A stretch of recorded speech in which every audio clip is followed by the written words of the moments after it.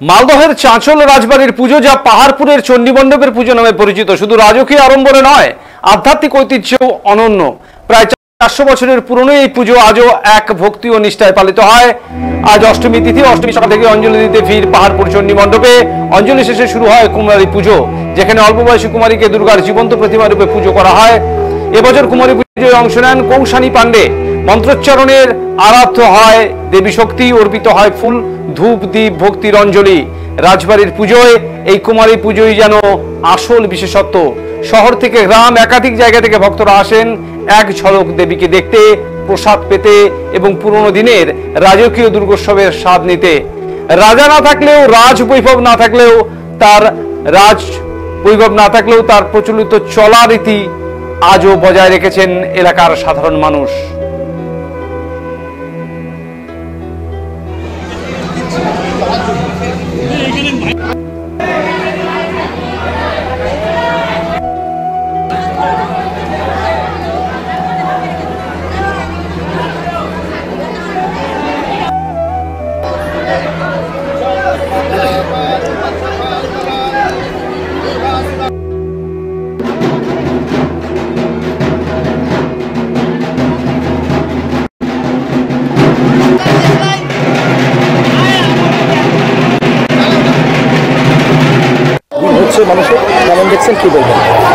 দেখুন, এই চাঁচল রাজার পুজো আজ 350 বৎসরের পুজো। এই পুজোতে নানান জায়গা থেকে মানুষ ছুটে আসে অষ্টমী পুজোর অঞ্জলি দিতে। সকাল 6:30 থেকে অঞ্জলি শুরু হয়েছে। অঢেল মানুষ দূর দূরান্ত থেকে ছুটে আসছেন শুধুমাত্র মা চণ্ডীর পায়ে একটু অঞ্জলি দেবেন বলে। প্রচুর মানুষের ভিড়।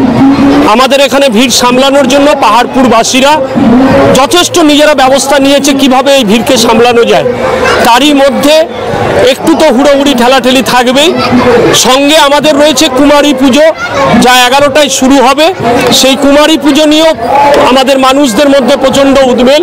সবাই একসাথে কুমারী পুজো দেখার জন্য অনেকেই দাঁড়িয়ে রয়েছেন, কখন শুরু হবে জিজ্ঞেস করছেন। এই মানুষের অসম্ভব ভিড়। এই মা চণ্ডীর পুজো আমাদের এই অঞ্চলের সেরা পুজো। সেই পুজোকে নিয়ে সকল মানুষের খুব ভালো একটা রয়েছে। মাকে সবাই এই অষ্টমী পুজোর দিন অঞ্জলি দিয়ে তাদের মনস্কামনা পূর্ণ করে।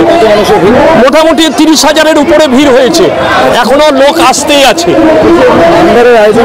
হ্যাঁ, এখানে যারা পরিযায়ী শ্রমিক বাইরে থাকে, তারা বাইরে থেকেই পুজোর সময় চলে আসে এবং আসার পর তারা একটাই কাজ করে, তাদের নিজেদের যে সমস্ত উদ্বৃত্ত অর্থ, সেই অর্থ দিয়ে তারা এখানে ভান্ডারা করে।